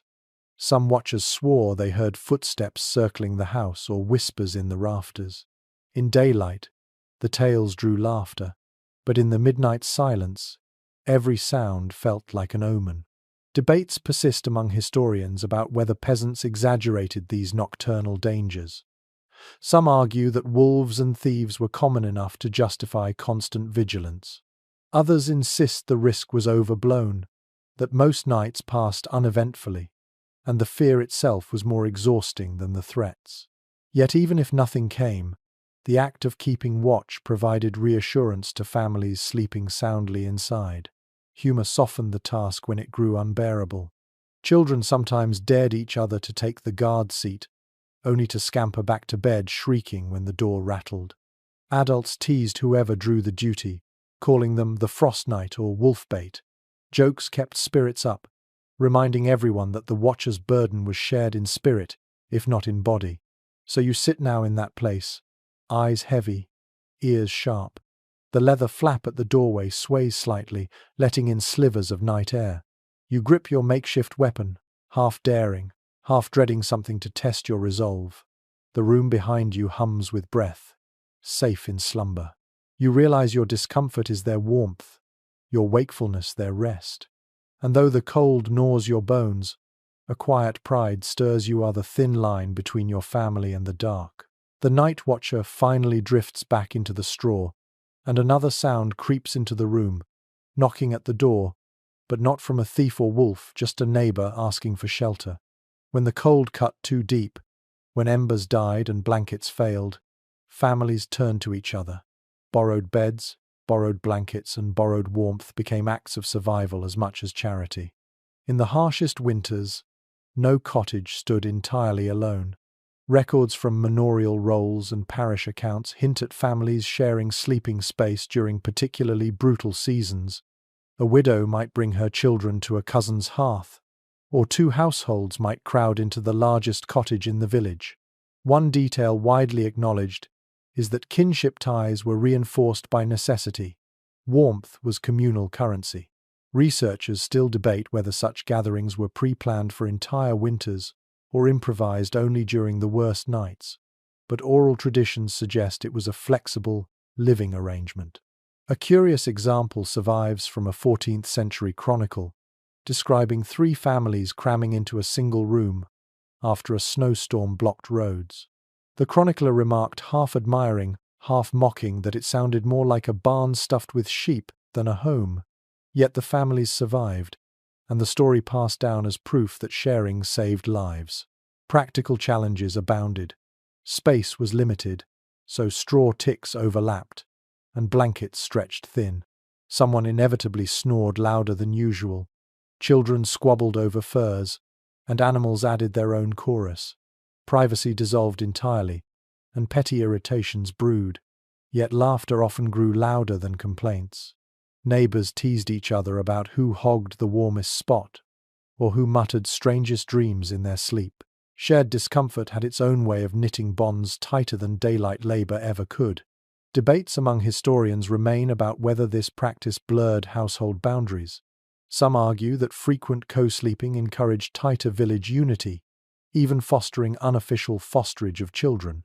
Others contend that it was merely pragmatic, with households eager to return to their own beds as soon as the thaw arrived. The truth may have varied, but the fact remains: winter bred cooperation, or else it bred tragedy. And there were lighter moments. Children played games with the sudden abundance of bedfellows, pretending to map out northern and southern regions of the mattress. Someone always joked that if a thief came in, he would faint from the smell before finding anything worth stealing. One neighbor might exaggerate his role as chief blanket distributor, handing out scraps of wool like a benevolent king. These theatrics made the crowding bearable. Yet beneath the humor was a quiet resilience. Opening your door meant risking extra mouths to feed and tighter sleeping quarters, but it also meant building trust that would be repaid when your own fire went out. Warmth became a kind of social contract. The memory of that borrowed spot on a neighbor's bed lingered long after winter, a reminder that survival was not an individual act, but a collective one. So tonight you feel the press of more bodies than usual, the cottage filled with whispers and laughter that linger even as sleep takes hold. Elbows jab, feet tangle, and blankets never seem to stretch far enough. Yet you know the truth. Together, you will see dawn. The cold outside is merciless, but inside, borrowed heat and shared breath weave a fragile shield. It may not be comfortable, but it is enough. By the time the sun lowers again, preparations begin not with food or chores, but with bedding. Seasonal rhythms shaped how peasants arranged their sleeping layers, and as autumn slid into winter, every scrap of cloth was reassigned. Beds were not static things. They shifted with the weather like wardrobes do for us today. The arrival of frost meant pulling out the heavy arsenal furs, woolen blankets, patched cloaks, and retiring the lighter linens that had sufficed during warmer nights. Documents from household inventories make clear that wealthier peasants often kept two distinct sets of bedding: coarse linen sheets for summer and fur-lined, or woolen covers for winter. Even those with few possessions followed the pattern in humbler form, tucking lighter fabrics away in chests and piling on heavier hides as the days shortened. Historians continue to discuss how consistently poor families managed such swaps.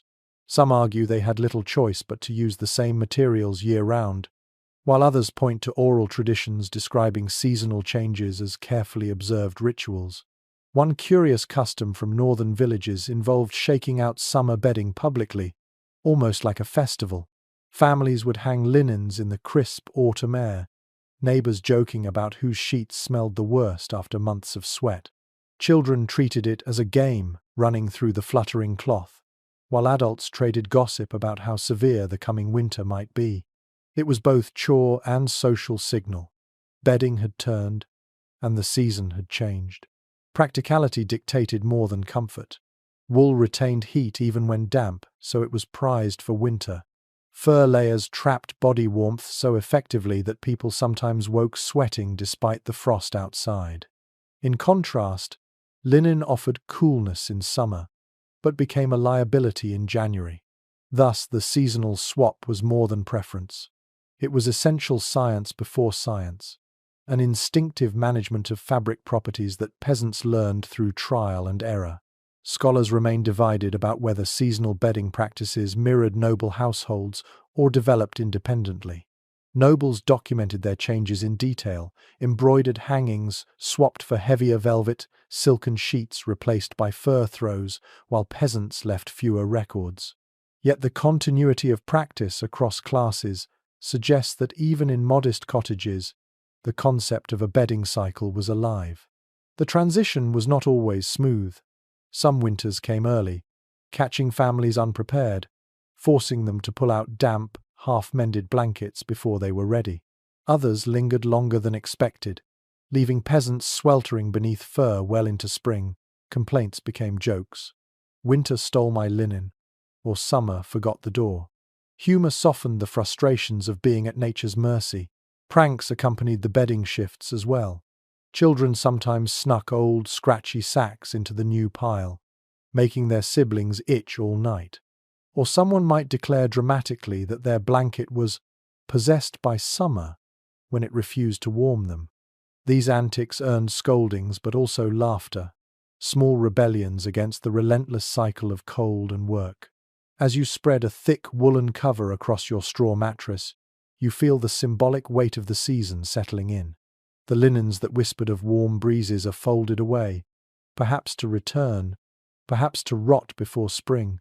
In their place, heavy furs press against you like the embrace of winter itself. Each layer is both shield and reminder.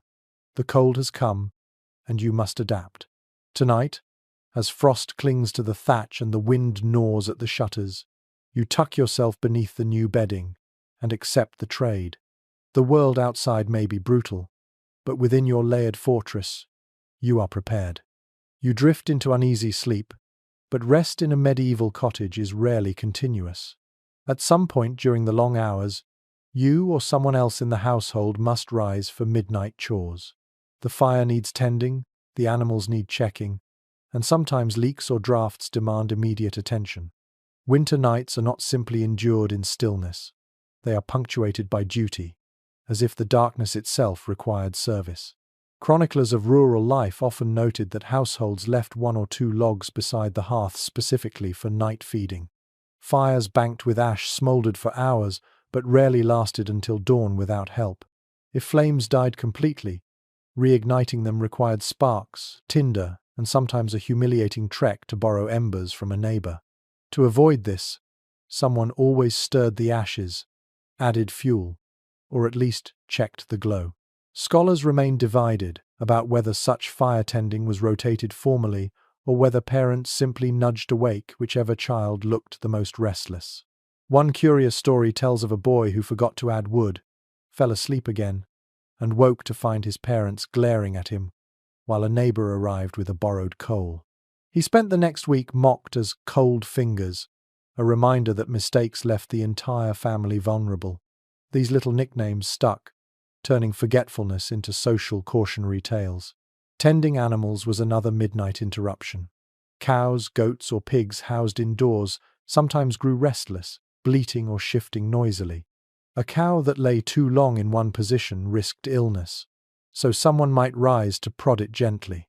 Chickens startled awake by a draught might flap wildly, requiring calm before they injured themselves. Even dogs, curled near the fire, occasionally barked at sounds outside, pulling half the house to their feet to investigate. There is ongoing debate among historians about how much of this nocturnal labor was routine versus crisis-driven.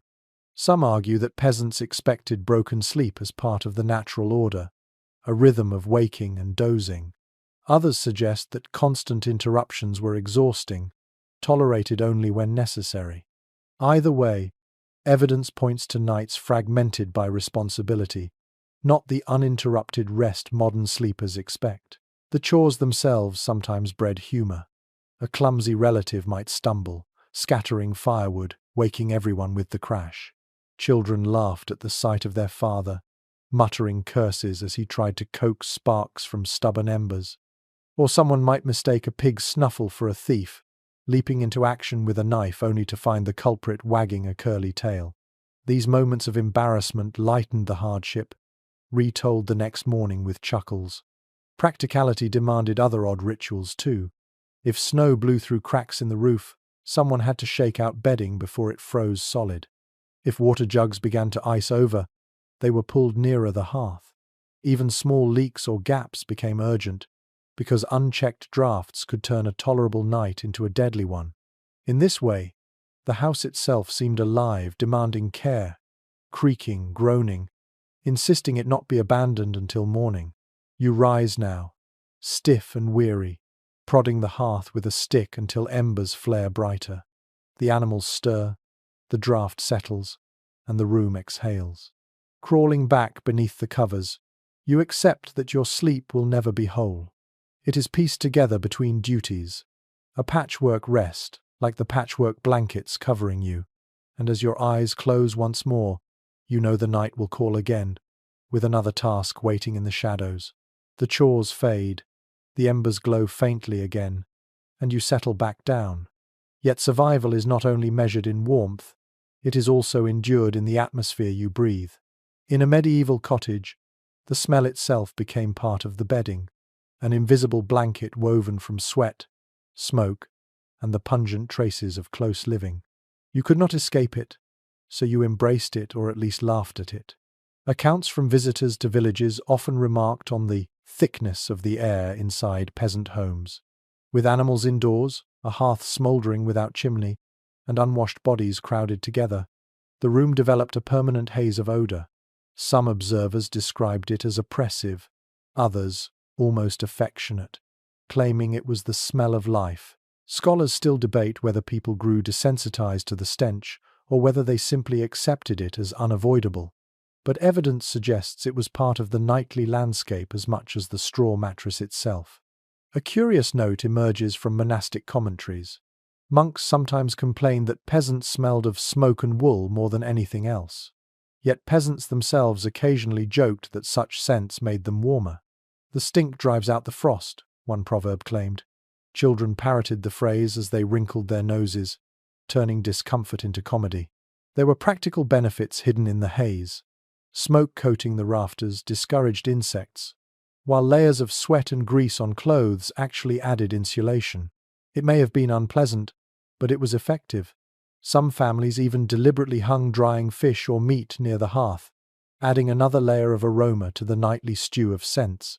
By morning, your hair smelled of ash, your tunic of pig, and your blankets of everything at once. Debates linger about hygiene routines.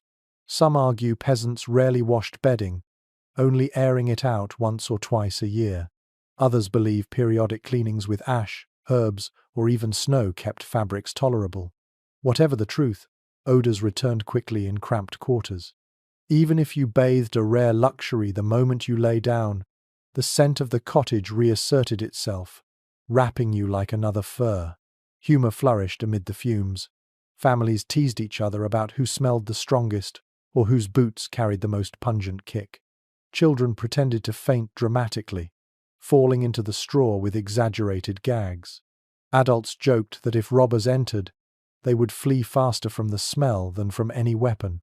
In a strange way, the cottage's atmosphere became a collective character, unwanted, uninvited, but undeniably part of the household. You lie there now, breathing in smoke-laden air that scratches your throat yet also reassures you that the fire still burns. Your blanket smells faintly of animals, your pillow of sweat, and your tunic of wood smoke. It is not pleasant, but it is familiar. This cocktail of scents is the invisible architecture of survival, reminding you that comfort was never the goal endurance was. You chuckle softly, imagining future generations wrinkling their noses at the thought. For now, though, you inhale the pungent warmth and surrender once more to restless dreams. You jolt awake, not because of a noise, but because your body insists the night is not meant to be one long stretch of sleep. In medieval times, rest often came in two installments, what people called first sleep and second sleep. Instead of collapsing for an uninterrupted 8 hours, peasants drifted off for a few hours, woke in the middle of the night, and then returned to slumber later. The cold may have shaped this rhythm, but culture embraced it as normal. Manuscript evidence, court records, and even medical texts from the late Middle Ages describe this segmented sleep pattern openly. References to the first sleep appear frequently, paired with advice for what to do in the intervening wakeful period: pray, tend fires, even chat with family. Some physicians recommended that couples use the interval to talk or conceive children. arguing that the body was better rested after its first round of slumber. Scholars continue to debate whether this two-part sleep was universal across Europe or more common in rural households where nights were longer and colder. A curious custom linked to this wakeful gap was dream talk. Families sometimes shared their dreams during the interval, discussing them while the memory was still fresh, then returning to bed. Children bragged about heroic visions, while elders cautioned that certain dreams predicted illness or poor harvests. Imagine lying in straw, fire crackling faintly, while your grandmother insists that dreaming of black hens means trouble is brewing. It was equal parts superstition and entertainment. The in-between hours also invited chores. Someone might quietly mend a garment by rushlight, stir the hearth back to life, or sneak a quick snack if bread or broth was left over from supper. Night wandering was not unheard of. Villagers used the quiet time to check on livestock or even visit neighbors, carrying torches through snow. Accounts of these nocturnal visits show that the line between rest and waking was more fluid than modern people imagine. Debates among historians ask whether this segmented sleep was a response to environment or an ingrained cultural norm. Was it merely a product of long, cold nights? Or did people truly structure their lives around it even in warmer months? Evidence suggests both. In winter, darkness lasted nearly half the day, naturally splitting sleep. In summer, shorter nights may have compressed the pattern, but the habit lingered in memory and conversation. And of course, humor found a place here. Families teased whoever fell back asleep first, calling them the weak rooster. Children sometimes staged mock adventures during the interval, creeping around the cottage to spook their siblings. One story tells of a man who used the time to carve little wooden figurines, which he then placed beside his sleeping children, so they woke convinced elves had visited. You lie back, considering whether to rise or doze again. The hearth glows faintly, your body still drowsy, but your mind alert. In this liminal space between sleeps, time feels elastic, an extra gift of quiet hours wrapped in frost and smoke. Eventually you sigh, pull the blanket tighter, and close your eyes again, surrendering to the second round of dreams. The night is not one block but two, and within that division lies both burden and comfort. The house may follow its rhythm of first and second sleep, but a different pattern unfolds behind cloister walls. Monks, bound by rule and ritual, experience the cold nights in ways unlike peasants, though no less harsh. Their dormitories echoed with chants instead of children's snores. Their furs were fewer, their duties heavier. Yet they, too, had to battle freezing air that crept even through stone. Chroniclers of monastic life describe rows of narrow beds or pallets, each monk lying side by side in a communal hall. Unlike peasants, monks slept in their habits' woolen robes doubled as both daywear and nightwear. This practice was partly discipline, partly practicality. Removing clothes wasted warmth and time. Bells rang in the night, summoning them to nocturnal prayers, breaking sleep with sacred duty. Researchers still debate whether these midnight vigils left monks perpetually exhausted, or whether the rigid rhythm trained their bodies to endure interrupted rest. One curious note comes from accounts of northern monasteries, where monks reportedly stuffed straw inside their sleeves or tucked heated stones beneath blankets for extra warmth. Some even slept with hoods pulled so tightly that only their noses poked out, resembling rows of bundled statues in the dim dormitory light. Visitors often remarked on the strange sight, solemn, silent, yet undeniably human in their struggle. The cold could be brutal in stone cloisters. Fires were limited, sometimes absent, because rules of austerity demanded endurance. In some orders, warming was permitted only in designated chambers, not in dormitories. Imagine lying on a hard cot with only a thin blanket, breath clouding above your face, and knowing you could not simply toss another log on the fire. The discipline was meant to purify, but it also left many monks with chronic coughs and aching joints. Debates persist about whether monasteries truly denied warmth, or whether exceptions were quietly made. Some evidence suggests monks huddled together despite rules, while others imply they layered wool discreetly, bending discipline in practice, if not on paper. What is certain is that monastic ideals often clashed with human frailty, and winter nights revealed that conflict more than any sermon could. Humor, surprisingly, was not absent even here. Anecdotes tell of novices who snored so loudly that older monks joked the devil himself was rattling the rafters. Others teased one another by sneaking cold stones into blankets, a prank that could earn both laughter and penance. Even in austerity, laughter thawed the chill, reminding cloistered men that they were still flesh and blood.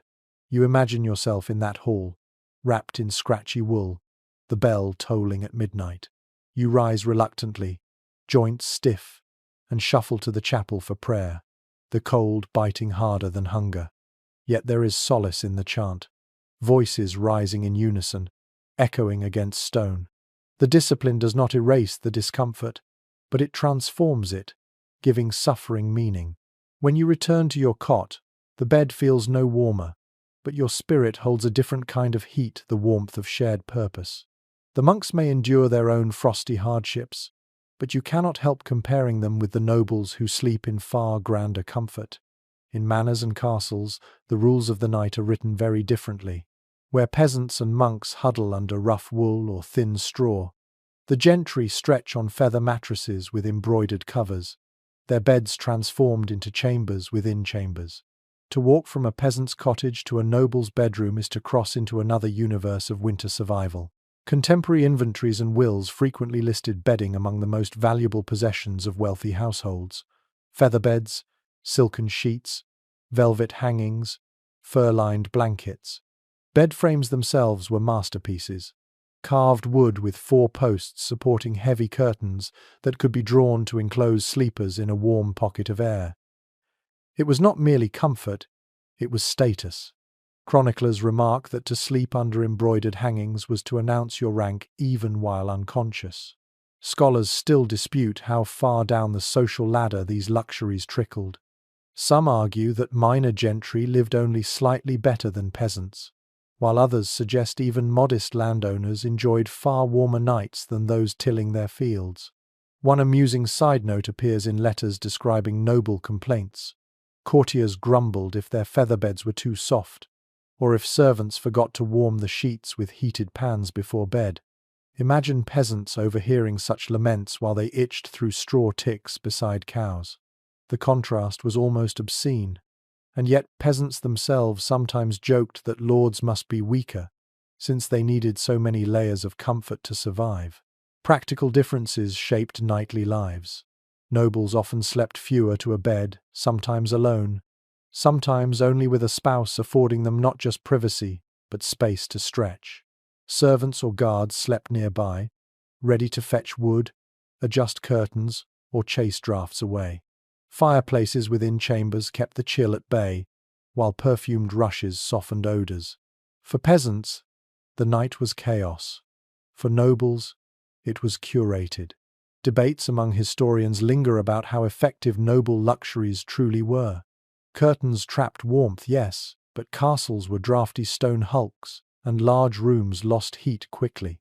Some argue that even in the grandest halls, nights could be as bone-numbing as in cottages, the difference lying more in appearance than reality.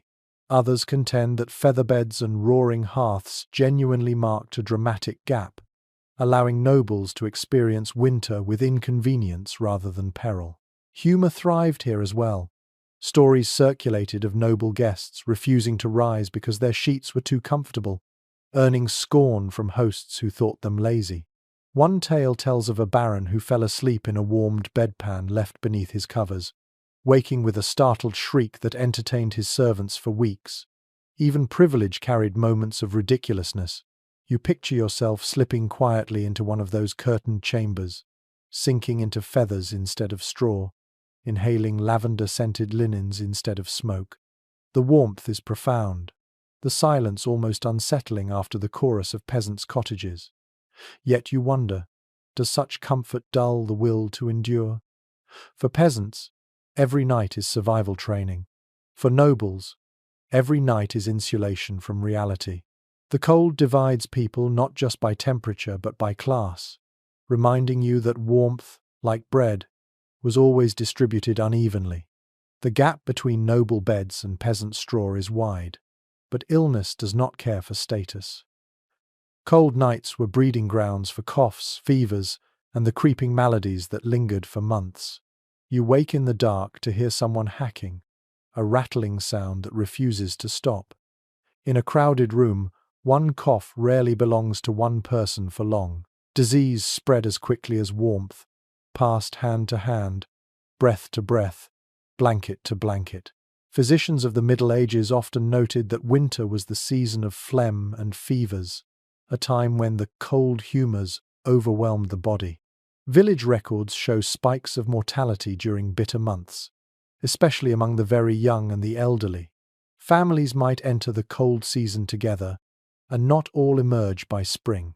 Scholars continue to discuss whether crowded sleeping arrangements accelerated contagion or whether malnutrition and general exhaustion played the greater role.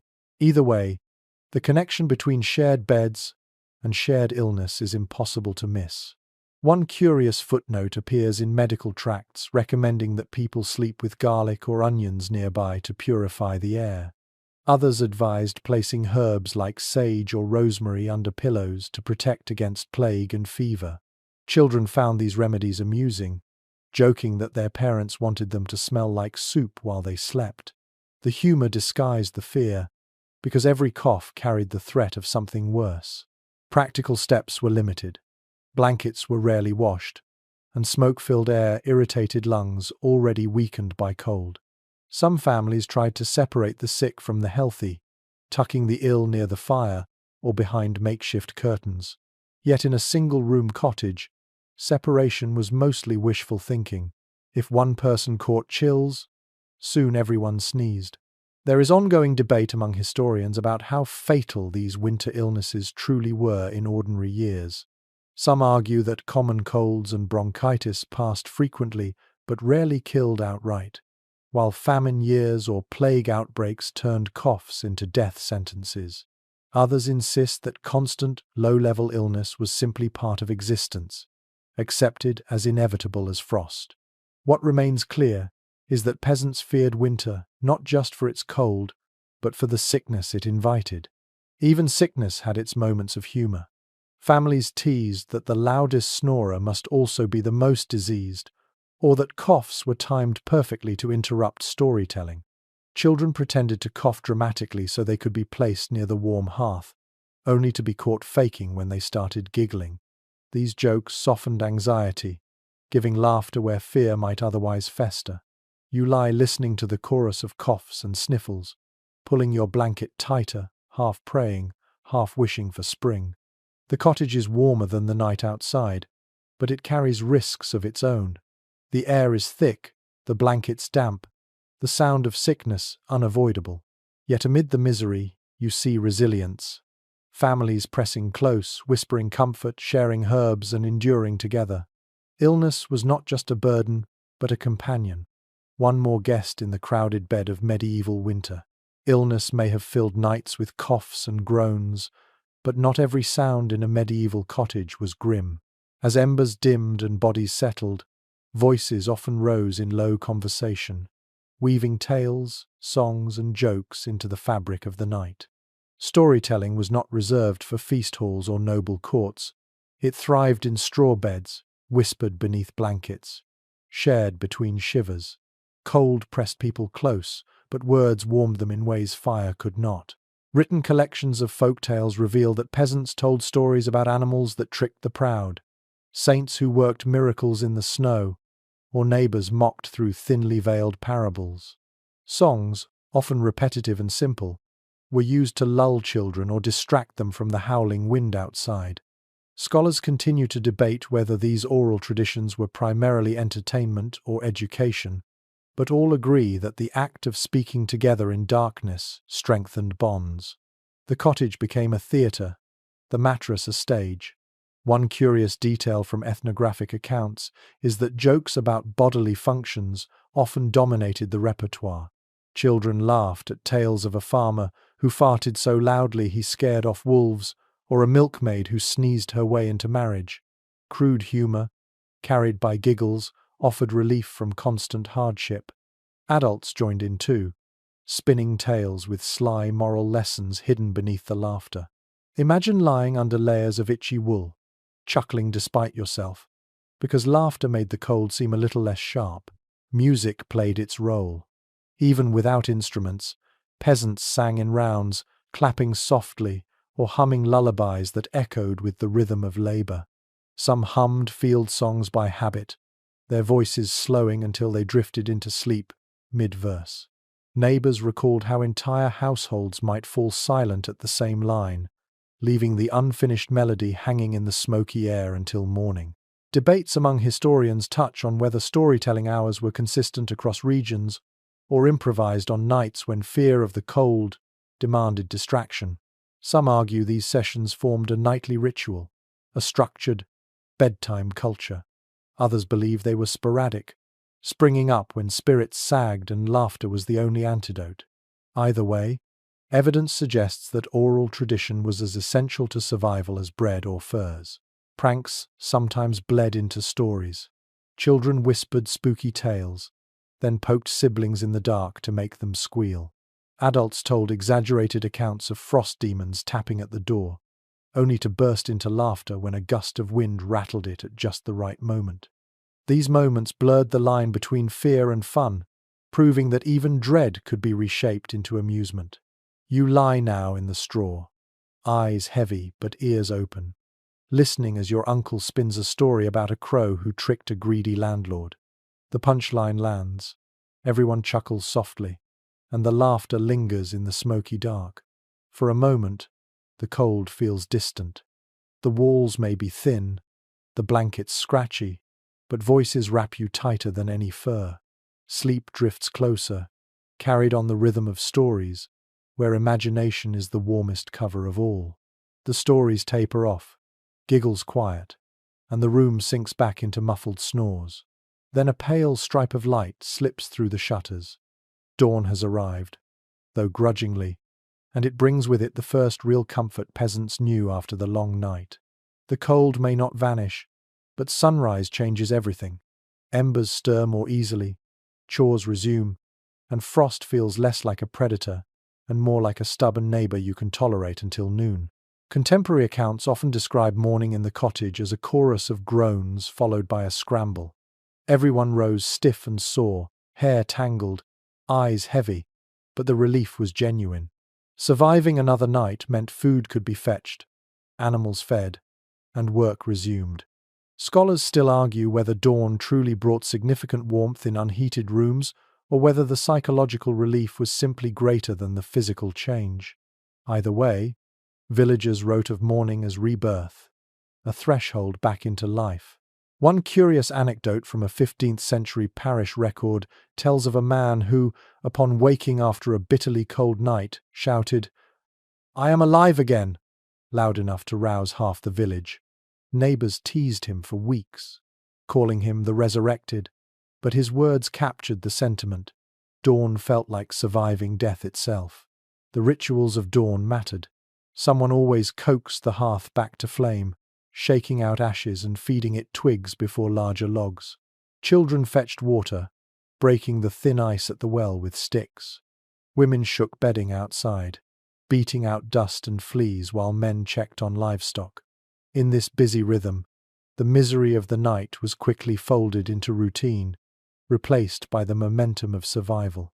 There is ongoing debate among historians about whether peasants truly cherished mornings or dreaded the labor they signaled. Some argue that sunrise meant hope because no one had frozen in the dark. Others counter that it marked only the start of relentless toil. The truth likely shifted with circumstance on the coldest mornings. Gratitude outweighed drudgery, while on easier days chores felt heavier than relief. Humor colored these dawns as well. Families teased whoever snored loudest, or whoever kicked blankets off the bed, and nearly froze everyone else. Children exaggerated their morning misery, limping dramatically or pretending to be frozen statues until laughter thawed the room. Adults poked fun at themselves too, joking that the frost made their backs so stiff they moved like creaking doors. You rise with the others, stretching arms that feel like stone, breath steaming in the slant of light. The fire flares, casting gold over faces pale from the long night. Outside, frost still clings stubbornly to branches, but the sky is brighter, and that brightness alone feels like sustenance. You realize that dawn does not end winter's grip, but it shifts the balance, reminding you that endurance has value, that the world turns, and that for one more day, you are among the living. The relief of dawn never lasts long, because winter nights always return. As the sun slips behind the horizon, the same ritual begins again, gathering wood, banking the fire, layering blankets, coaxing children into the straw, preparing to repeat the endless cycle. Survival in the Middle Ages was not about escaping cold once and for all. It was about rehearsing the same fragile defenses every single night, for months on end. Household accounts and oral traditions emphasized this rhythm. Winter meant repetition. Wake, work, prepare, endure, wake again. The monotony itself became a survival strategy, habits so ingrained that people scarcely questioned them. Lighting the rushlight, checking the animals, pulling furs close, whispering prayers, sharing stories, shifting near the hearth. Each action stitched the hours together until dawn. Scholars still debate whether peasants experienced these winters as unbearable hardship or as accepted routine. But either way, the cycle defined their existence. One curious record tells of a farmer who carved tally marks on his doorframe for each winter night survived, counting them down like victories in a war. By spring, he boasted of his 100 battles and claimed he had beaten death one notch at a time. His neighbors laughed, but they also nodded, because the metaphor rang true. Every morning was a small triumph over forces larger than themselves. Humor carried people through the grind. Families made jokes about how many fleas they killed before sleeping, or who would lose the chamber pot race that evening. Children played guessing games about whether the fire would still smolder at dawn. Even irritation elbows in ribs, snoring in ears, goats chewing blankets turned into stories retold with laughter. The cycle was not merely endured. It was transformed into narrative, memory, and culture. The endless loop also reinforced bonds. Shared discomfort made cooperation non-negotiable. Parents relied on children for warmth, children on parents for safety, and everyone on neighbors for spare fire or extra straw. Winter nights tested communities, but they also braided them tighter. Surviving together created obligations that carried into spring, debts of warmth repaid with labor, kindness traded for kindness. You pull the blanket around you once more, listening to the familiar symphony, fire popping, animals shifting, breath rising in clouds. The cold still presses at the walls, but you know the cycle now. You have lived it, night after night, and the routine itself offers reassurance. Tomorrow will look like today, and the day after that. The winter is merciless, but it is also predictable, and that predictability keeps despair at bay. The repetition will continue until spring cracks the frost. Until then, every night is its own battle, every dawn its own reward. And though the cycle feels endless, there is quiet pride in knowing you can endure it. For peasants of the Middle Ages, warmth was not measured in comfort but in survival. Night after night, loop after loop, until the world softened again. And now, my friend, the story slows. You have walked through cottages thick with smoke, through straw that crackles under restless bodies, through laughter and coughs, through fear and prayer. You have felt the weight of fur blankets, the ache of cold noses, and the comfort of children's warmth pressed against your side. You have listened to stories whispered in the dark and woken to dawn's fragile light. The cycle was relentless, yet it carried its own rhythm, its own quiet victories. Let the images soften now. Picture the hearth glowing faintly, not fierce, not roaring, but steady.